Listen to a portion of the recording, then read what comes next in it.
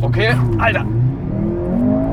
Hat hier dieses Auto wirklich den AMG-Badge verdient? Denn er könnte schon noch ein bisschen sportlicher abgestimmt sein, aber da sind wir wieder bei dem Thema, es ist das 43er Modell. Alter, bist du liegen geblieben oder was? Nee, nicht ganz. Noch Wie? nicht. Wir Ach, fahren noch ja in nicht. Mercedes, da bleibt man nicht liegen. Das stimmt, ich bleib nur, wenn wir im Golf liegen. Neueste Technik von Mercedes haben wir heute am Start. Welche? Ja, erklär mal. C43. Der neue C43 AMG, nicht C63. Da müssen wir uns noch etwas gedulden, sondern hier C43, neueste Technik und zwar abgeleitet sogar von der Formel 1 Technik. Denn Leute, wir haben jetzt hier nicht mehr wie im alten C43 den 6-Zylinder-Turbomotor am Start, sondern jetzt den 4-Zylinder-Motor, 2 Liter. Wir kennen das Ganze aus dem A45 CLA 45, allerdings hier Grundbasis gleich, ja, aber sonst anders aufgebaut. Wir haben insgesamt eine Leistung von 408 PS, aber hier dazwischen haben wir einen kleinen Elektromotor verbaut, der nochmal 14 PS mehr leistet und bedeutet, weil der genau hier zwischen der Turboladerwelle sitzt, verspricht Mercedes ein noch besseres Ansprechverhalten, was ja auch natürlich Sinn macht. Der springt das Ganze an, der kuppelt das Ganze an und dadurch haben wir einfach ein schnelleres und besseres Ansprechverhalten. Sonst, was hat sich noch geändert? Wir machen mal hier die Motorhaube zu. Wir haben hier eine schönen matt-grauen Lackierung, wenn wir uns das Ganze von vorne anschauen. Wir haben jetzt auch hier diesen artmäßigen Panamericana Grill am Start, auch jetzt beim C43. Ich bin mal gespannt, wie das Ganze beim C63 aussehen wird, denn das ist für mich so ein bisschen so eine Problematik bei Mercedes geworden die letzten Jahre, dass mittlerweile alle AMG-Modelle, sei es 43, 53, 63, alles gleich aussieht. Wenn wir uns den GLE 63 und 53 anschauen, da ist alles gleich. Der einzige Unterschied ist der Motor, wo wir noch den V8 Biturbomotor am Start haben und dann zahlt man halt einfach einen Aufpreis von 40.000 € gegenüber den 53er Modell. Getriebe, alles ist gleich. Von daher bin ich mal gespannt. Hier, ich muss ganz ehrlich sagen, sieht soweit eigentlich alles gut aus. Vor allem, wenn wir mal nach hinten gehen. Was mir halt taugt jetzt beim C43 AMG, wir haben hier von der Form her, finde ich, einerseits sportlich, aber auf der anderen Seite auch elegant. Klar, ich würde jetzt zum Beispiel hier alle Chromteile für mich persönlich jetzt alles in schwarz machen. Es sticht halt in dem Sinne etwas eleganter heraus. Auch von hinten finde das Heck gut gelungen. Für mich persönlich könnte es jetzt hier an der Seite etwas eckiger sein, aber dafür haben wir jetzt hier diese artmäßigen Akzente. Wir haben eine vierflutige Abgasanlage. Das finde ich eigentlich auch nicht schlecht. Ja? Es ist Plastik, aber es wirkt vom Weiten hochwertig. Sonst hier mit dem Diffusor, das hebt so ein bisschen noch mal mehr die Sportlichkeit hoch. Dann haben wir hier zusätzlich noch so eine schöne, dezente Spoilerlippe. Man muss ja noch immer dazu sagen, ich meine, wir reden hier in Anführungsstrichen nur von dem 43er Modell. Der 63er kommt ja erst. Und im Allgemeinen, für mich steht das sportlich da. Ich weiß, wir haben nicht mehr den 6-Zylinder-Motor am Start, sondern jetzt hat nur noch diesen 4-Zylinder-Motor. Ich bin mal wirklich gespannt auf den 63er dann. Und genau deswegen ist es jetzt so interessant, mal hier den 43er zu fahren, um mir einfach so ein bisschen das erste Gefühl zu bekommen, okay, was ist da an Potenzial da? Weil von außen, musst du ganz ehrlich sagen, ist das schon wirklich ordentlich. Aber was mich umso mehr überrascht hat, ist der Innenraum. Also der Innenraum ist echt krass, wo ich eigentlich sage, das kann eigentlich nichts mehr mit einer C-Klasse zu tun haben, weil das ist hier schon echt fast S-Klasse-Niveau. Wenn wir uns das mal anschauen, hier an der Seite, es ist alles extrem hochwertig gehalten. Wir haben hier schönes Leder verbaut. Wir haben hier die große Soundanlage, die Burmester-Anlage. Dann, wenn wir uns mal hier die Sitze anschauen, optional die Performance-Sitze. Man muss dazu sagen, Startpreis C43 AMG 71.000 €. Das ist halt natürlich schon eine Ansage, weil ich gehe mal davon aus, wir statten uns jetzt das Ding dementsprechend ordentlich aus, kommen wir easy auf 90.000 €. Ist jetzt definitiv einiges an Geld, aber da muss man natürlich dazu sagen, wenn wir uns hier reinsetzen, ist halt der Innenraum, ist wirklich krass. Also ist wirklich krass. Da würde ich auch jetzt wirklich dann nochmal darauf eingehen. Leute, wenn wir jetzt hier gleich losfahren, aber so auf den ersten Blick mit diesen 2 Screens und alles, ist das schon wirklich gut gemacht. Auch Sitzposition ist das wirklich top. Und von daher, ja, Robert, gibt's für dich irgendwas noch zu sagen? Ja, ich frage mich, wieso du gerade ausgestiegen bist. Ich dachte mir, ich gehe noch mal nach außen, weil zum Beispiel eine Sache muss man auch sagen, wir haben hier auch extra spezielle Felgen beim C43 in Verbindung mit den Michelin Pilot Sport 4S Reifen. Dementsprechend sollten wir da auch ordentlich Grip haben. Was man natürlich auch dazu noch sagen muss, wir haben eine Hinterachslenkung am Start, ist natürlich noch mal schöner vom Fahren her und allem drum und dran. Dann natürlich 4-matig, ist serienmäßig. Wir haben eine Verteilung von 31 und 69%. Also definitiv hört sich nach Sportlichkeit an. Und von daher, ich würde sagen, Robert, wir steigen jetzt ein und wir testen jetzt Sportlichkeit, Komfort. Was soll man noch testen? Ich würde sagen Fahrverhalten. Ja, das ist ja Sportlichkeit und Komfort. Ich weiß, Aber gibt es noch irgendwie was dazwischen? Nee, aber das habe ich in der Schule auch immer so gemacht. Einfach irgendwas gesagt. Okay, alles klar. Gut, Super. dann steigen wir ein. So, Robert, dann würde ich sagen, schmeiß mal an, 4-Zylinder, oder? Schau mal, wie sich das allein hier schon hochfährt mit dem AMG-Logo. Ja, das ist das, was ich gerade gesagt hatte, Leute. Du merkst nicht, dass du in der C-Klasse bist. Du denkst eigentlich eher, du bist hier in der S-Klasse. Wenn du hier schaust, das Lenkrad, hier die Screens, das ist halt wirklich sehr viel übernommen von der S-Klasse, das Lenkrad 1:1 und diese Qualität, das ist halt einfach verrückt. Hier mit der ganzen Beleuchtung, das kannst du dir alles Mögliche einstellen. Allein wenn wir uns diese Screens anschauen, das ist schon verrückt. Wenn du hier schaust, was wir hier alles an Auswahl haben, wo selbst ich sogar hier überfordert bin erstmal, um das hier alles zu suchen. Also für mich persönlich, ich weiß nicht, Robert, wie du das siehst, aber für mich persönlich, ich finde es schon ein bisschen zu viel. Nee, es ist schon too much. Ich finde es echt ein bisschen zu viel. Vor allem diese, also ich meine, es sind coole Spielereien. Wenn es einem taugt, ja, mega geil. Ich für mich persönlich, ich brauche es nicht. Und was ich auch ganz ehrlich sagen muss, das Lenkrad ist halt jetzt auch nicht so wirklich mein Geschmack, ja. Weil, man sieht es jetzt ganz gut, wenn man hier in der Sonne ist, du siehst halt durch das, dass das hier alles Touchscreen ist. Erstens bin ich da wieder überfordert, weil es zu viel ist. Und auf der anderen Seite, du siehst halt die Fingerabdrücke extrem schnell. Was geil ist, ist hier mit der Hinterachslenkung. Da merkst du das schön, auch beim Wendekreis. Das ist deutlich besser. Jetzt würde ich sagen, wir fahren jetzt mal hier runter. Aber sonst, also was ich richtig geil finde, ist hier, wo du in Sport Plus gehen kannst, diese ganzen Spielereien. Also das ist hier schon echt krass von der Technik her.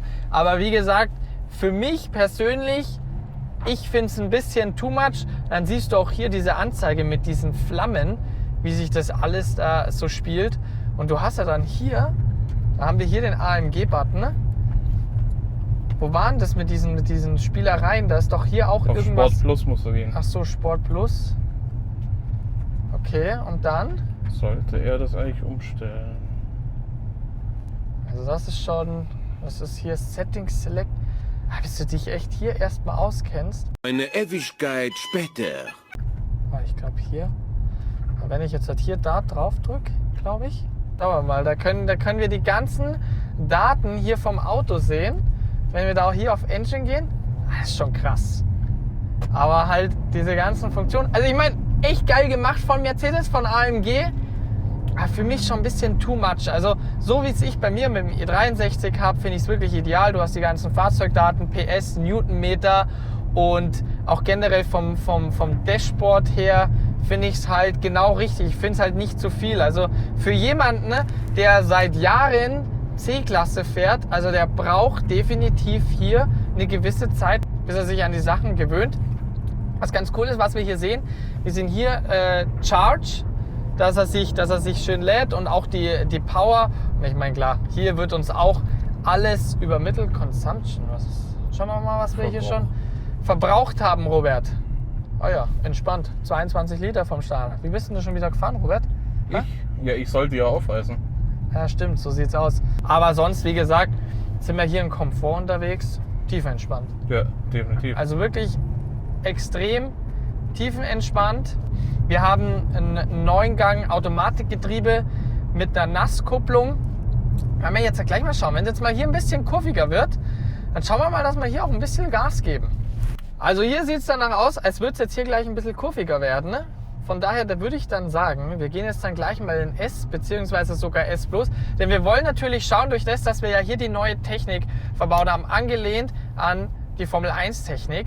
Bedeutet, wir haben diesen zusätzlichen Elektromotor zwischen der Turboladerwelle, besseres Ansprechverhalten und das wollen wir natürlich sehen.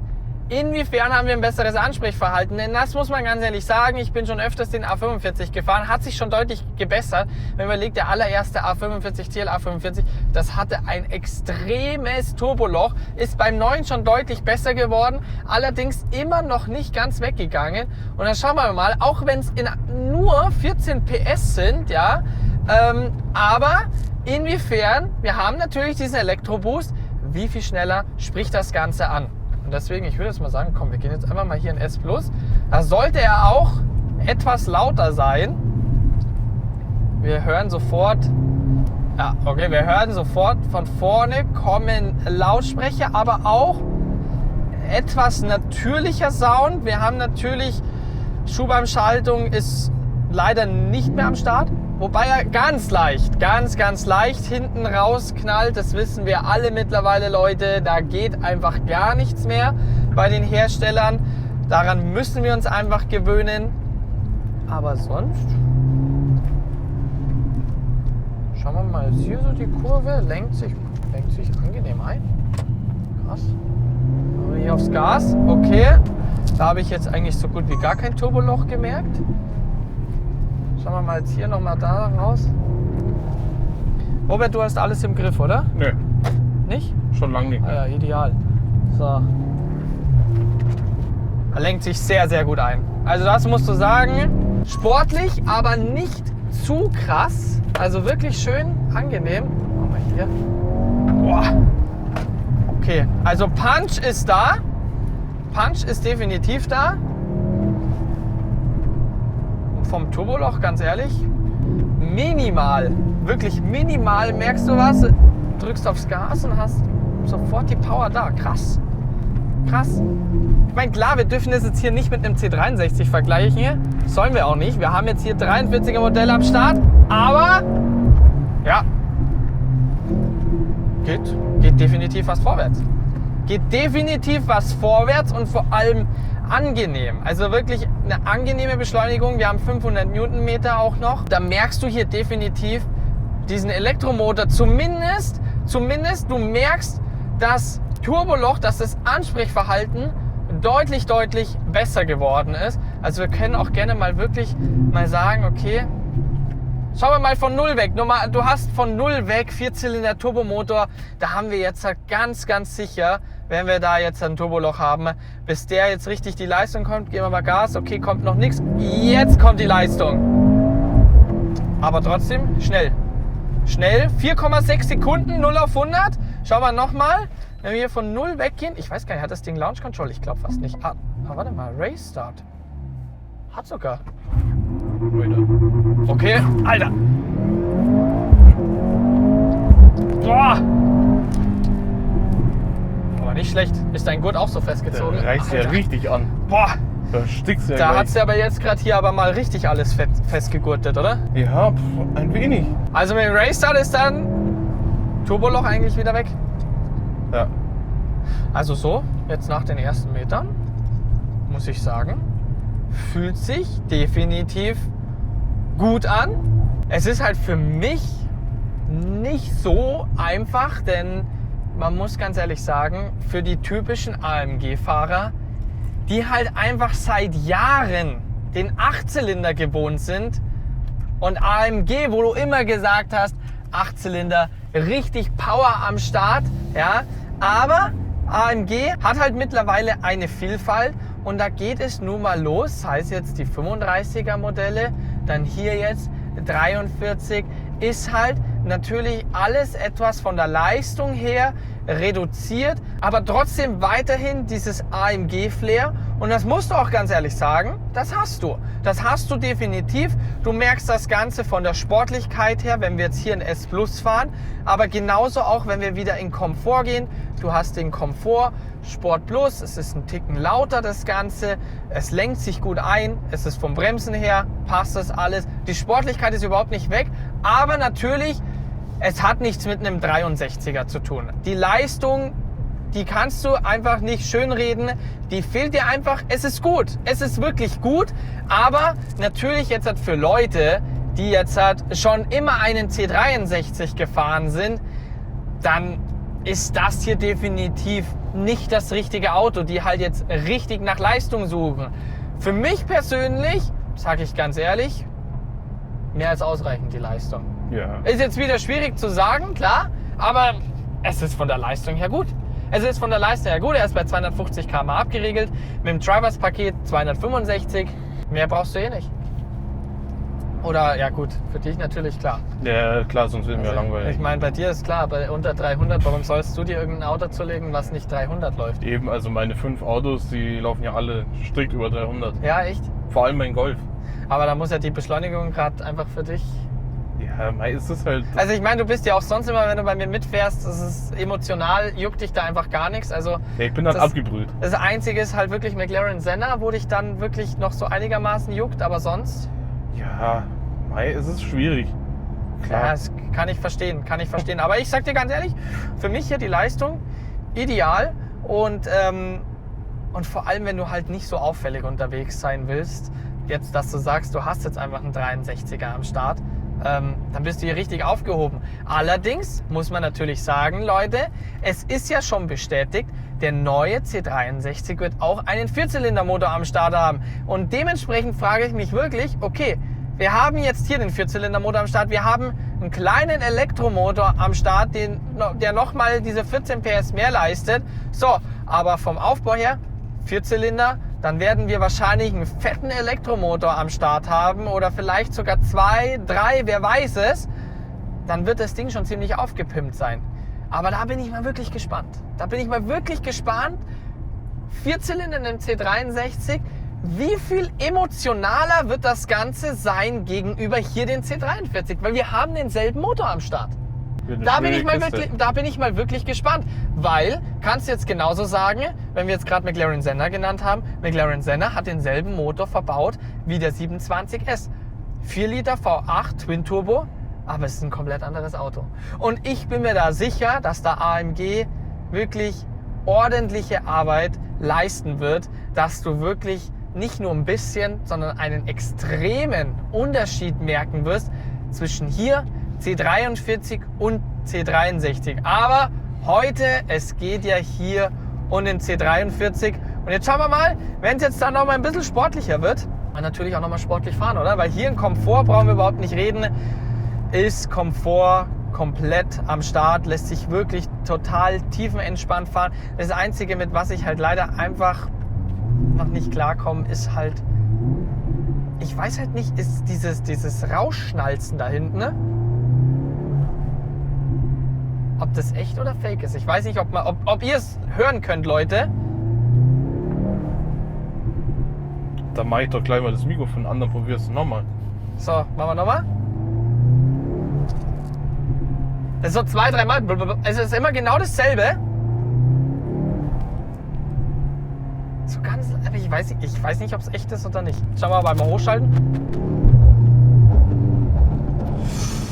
Ja, das ist ein schwieriges Thema. Das ist halt, aber da muss man ganz ehrlich sagen, da versucht Mercedes, egal welcher Hersteller, versucht alles Mögliche rauszuholen, dass die Sportlichkeit da nicht verloren geht, aber ihnen sind halt einfach die Hände gebunden. Da kann man einfach nichts lauter machen, das funktioniert einfach leider nicht. So, dann würde ich jetzt mal sagen, hier wird es jetzt noch mal ein bisschen kurvig. Jetzt machen wir mal hier das ESP auf halb aus, Sport Handling Mode. Und dann macht er gleich einen schönen Kickdown. Boah, okay, das liegt Das liegt gut, aber du merkst, wenn du hier in die Kurven reingehst, er schwankt so ein bisschen. Er wird so ein bisschen schwammig, nicht zu extrem, ja, aber du merkst, er ist jetzt nicht komplett hart, komplett steif vom Fahrwerk her.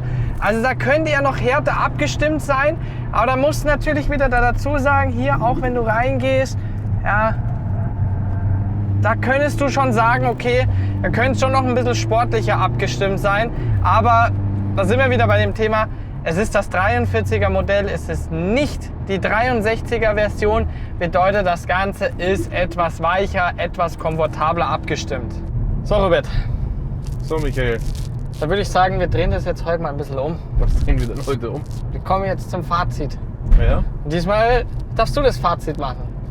Was ist Ach so. dein Fazit hier zu dem neuen C43 AMG? Also, es ist ein wenig gemischt.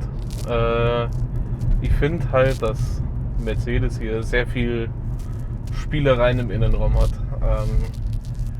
Ich finde es jetzt halt an sich nicht schlecht. Ich glaube halt einfach nur, dass sie durch diese ganzen Gimmicks mit Animationen im Tacho und Hier die diesem Kameras. riesen Display, die Kameras mit Was natürlich echt gut ist, aber ich finde halt immer noch das alte, ich brauche die Kamera nicht. So finde ich für mich persönlich Überblick besser. Ja. Auch wieder Geschmackssache. Ich zum Beispiel, ich brauche es nicht. Ich brauche die Kamera nicht. Mir reicht hier dieses alte klassische völlig aus. Wir haben zum Glück auch noch die Wahl. Ja, bitte weiter. Ja, genau. Also ich denke mal einfach, dass Mercedes durch diese ganzen Animationen und coolen Sachen und Features und auch wirklich beeindruckende Animationen in dem Display, Ja. denke ich mal, den Fakt ein bisschen ausgleichen möchte, dass einfach motortechnisch und soundtechnisch einfach nicht mehr viel machbar ist. Und das halt hier mit vielen ausgleicht. Also das muss man schon Ja. Mercedes hier wirklich lassen. Diese Technik, die hier, siehst du, ich muss es leider einfach wieder wegdrücken. Diese Technik, die hier verarbeitet ist, das ist halt schon krass. Also das kannst du auch wirklich jetzt mit anderen Herstellern eigentlich nicht vergleichen, was du hier an Technik verbaut hast, wo du davon redest. Wir reden immer noch von einer C-Klasse. Wir reden nicht von einer E-Klasse und auch nicht von einer S-Klasse, sondern immer noch von einer C-Klasse. Bedeutet Konkurrenz hierbei ist ein 3er BMW, ist ein Audi A5, A4 und da musst du halt wirklich sagen, das ist halt hier schon sehr, sehr hohes Niveau, was den Innenraum angeht. Von der Qualität, von der Verarbeitung her, einfach auch von der ganzen Technik. Das ist Fakt 1. Aber wenn wir jetzt davon reden, okay, wir haben jetzt den AMG-Badge drauf. Hat hier dieses Auto wirklich den AMG-Badge verdient? Denn normalerweise war es ja immer so, du hast einen AMG gesehen und zack, 63. Jetzt haben wir hier 43 Modell, bedeutet, wir haben eine viel, viel weitere Vielfalt bei AMG, bei weitem nicht mehr diese Exklusivität, muss man ganz ehrlich sagen, es ist nicht mehr diese Exklusivität wie früher, wo man gesagt hat, ich fahre einen AMG, sondern jetzt ist es wirklich so, früher war es dann ja C63 AMG, G63 AMG, sondern jetzt ist es wirklich so, okay, ja gut, welche AMG, welche Version? Und da stellt sich natürlich die Frage, hat hier so ein C43 für dich jetzt das Badge AMG weiterhin verdient? Schwierig. Also für mich ist es eher vergleichbar, wenn man jetzt, wie du schon sagst, in die Richtung BMW geht, 3er BMW, hast halt den M3, der halt für sich alleine steht. Und dann hast du halt auch den 340i Performance. Genau. Wo du auch wirklich sagst, du hast noch wirklich richtig diesen Unterschied da. Also nicht nur motortechnisch, getriebetechnisch, da hast du auch generell von der Karosserie einfach nochmal alles breiter, böser. Ja? Das war auch wirklich für mich so ein Thema, wo ich einfach gesagt habe, du erkennst kaum mehr den Unterschied bei den AMG-Modellen. Ja, handelt es sich jetzt um die 43-Version, um die 53-Version oder 63-Version. Dementsprechend bin ich auf jeden Fall gespannt, wenn hier der C63 kommen wird, inwiefern wir hier wirklich auch außen, sowohl auch innen, was werden wir da für Unterschiede haben. Für mich persönlich, ja, das Auto hat das AMG-Badge verdient, weil es sich einfach gut einordnet, wo du sagst, wir haben das typische AMG-technische hier in dem Innenraum, wir haben die Sportlichkeit, wir haben ein gutes Fahrwerk, wir haben ein solides Getriebe, wir haben diese ganze Technik im Innenraum, wo wirklich AMG-lastig ist, aber natürlich, es fehlt an der Leistung, wo du sagst, boah, das ist richtig heftig. Aber für jemanden, der viel unterwegs ist, der aber genauso auch sportlich unterwegs sein will, aber nicht diese Massenleistung braucht, wo er sagt, er braucht jetzt diese 63-Version, bedeutet 500-600 PS, sondern mir reichen hier diese 400 PS aus, dann ist das wirklich ein gutes Auto. Ja. Dann ist das wirklich ein gutes Auto, aber man muss dazu sagen, wenn man das preislich sieht, ja, das Ganze beginnt bei knapp über 70.000 Euro. Wir starten uns das Auto aus, sind 90.000, 95.000 Euro. Ja, da bist du halt auch schon bei M3, M4. Bist du da schon. Und da muss man natürlich abwägen, was will man haben. Für mich, Punktevergabe ist jetzt für mich schwierig zu sagen. Ich finde es ein gutes Auto. Es hat mich auf der einen Seite überzeugt, auf der anderen Seite habe ich mir eigentlich schon erhofft gehabt, dass da noch mehr kommt. Aber ich sag mal so, wiederum, die Technik im Innenraum macht das Ganze wieder gut. Es ist halt einfach eine Geschmackssache, wie sehr man hier auf diesen Innenraum steht. Und ja, ich würde sagen, Robert, wir fahren jetzt zurück ins Hotel. Was sollen wir im Hotel machen? Ja, ich lege mich erstmal schlafen, ich bin fix und fertig. Ja, das sieht man dir auch kaum an. Man muss wirklich dazu sagen, ich habe heute das erste Mal einen Mittagsschlaf gehalten. Ja. Ich kann sonst nie mittags schlafen, aber Leute, momentan sind wir sehr, sehr viel. Der raucht aber mal richtig auf und der haut auch noch die Hälfte runter. Momentan sind wir sehr, sehr viel unterwegs, sehr viel am Filmen. Und ja, uns beiden fehlt so ein bisschen Schlaf. Ne? Ein wenig, Also, aber es gehört dazu. Von daher war es ganz gut, dass wir heute ein bisschen ruhiger, entspannter unterwegs gewesen sind. Und von daher, Leute, ich würde sagen, wir machen Schluss hier mit dem Video. Ich hoffe, euch hat das Video gefallen und dann sehen wir uns beim nächsten Video wieder. Ciao!